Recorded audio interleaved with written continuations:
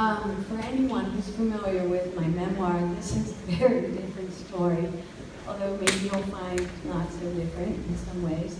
And since we're just reading an excerpt, I'm just going to give a little spoiler alert and tell you that it's about a boy who's an artist, teenager, who's lately been trying out dressing up when he discovers that he actually really enjoys being a cross-dresser. It's called Martin's Tart.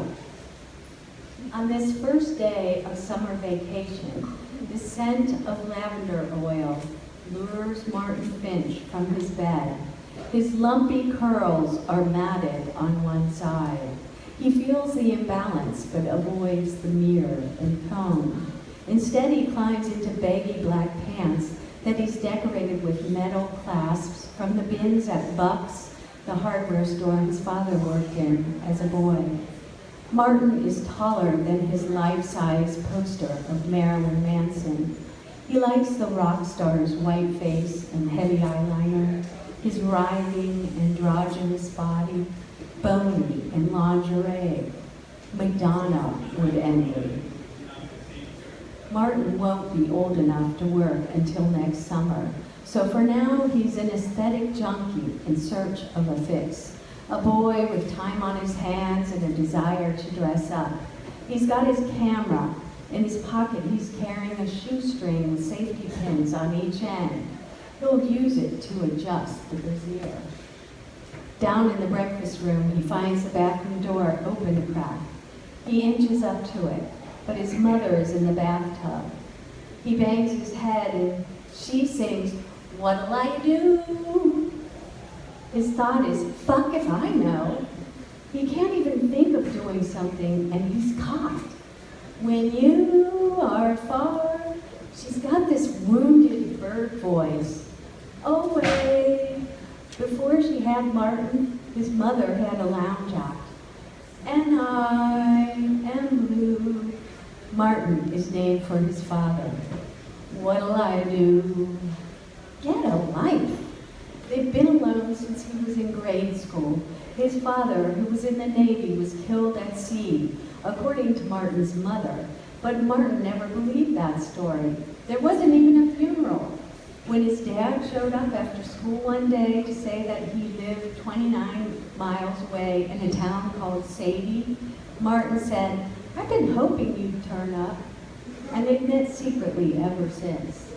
So he goes along with his mother's story. Still, he hates that the only other voice in this house is so sad.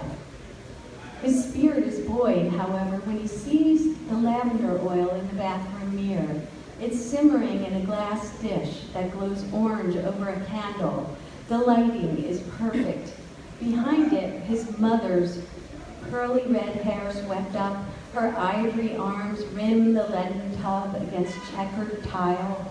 The dish in her hand and her hair stand out like the colorized objects in an otherwise black and white photo. He shifts his weight and disturbs a floorboard. "That you, Martin?" "No." "You're hovering. Why are you always hovering?" In the mirror over the buffet, he sees his own hair, black, almost blue, against skin that is even whiter than his mother's. Before he went black, he took his natural red curls to a close-cropped, bleached blonde. He didn't like the blonde. Now he doesn't like the black, but the hint of blue he likes. Maybe next time he'll go purple. He shoves his hand into his pocket and fingers one of the safety pins. "What do you want me to do? I'm bored." "You're always bored." She plunges deeper into the tub. Red curls top the rim. She bobs up. "Why are you always bored?"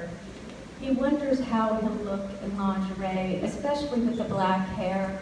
Purple would be better, and maybe an Elvis tattoo inside of a purple heart. He rolls back the sleeve of his Harley-Davidson t-shirt. His arms are too skinny and pale. He has this problem with anemia. "You should eat more spinach," his mother is always saying, though they never seem to have any. Maybe he'll put Popeye on the other arm, or olive oil. Are you still there, Martin? No. Why don't you cook me something? Like what? How about grits? His voice tightens and springs like a coil. She loves grits.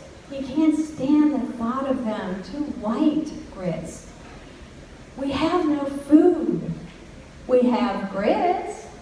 Grits are feed. Why not just strap a bucket of grits to your neck? Grits are for animals. Well, I like them.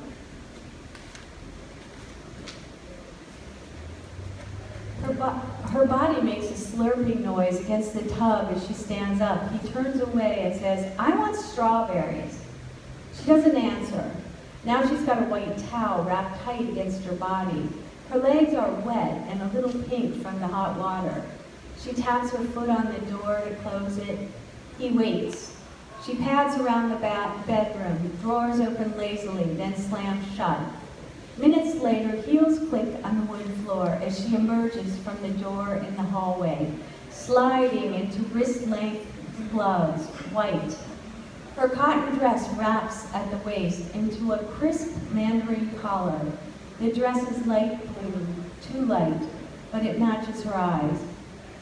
A white leather purse tucked under her left arm. She dangles car keys from the other hand. You want strawberries? I'll stop for some at the farmer's market. If I get blackberries, will you make a pie? Blackberry pie is his favorite. Martin is as good a baker as he is a photographer. He smiles. Good, Martin. She leans in to pet his cheek. After that, I'm going to the post office. Won't be long.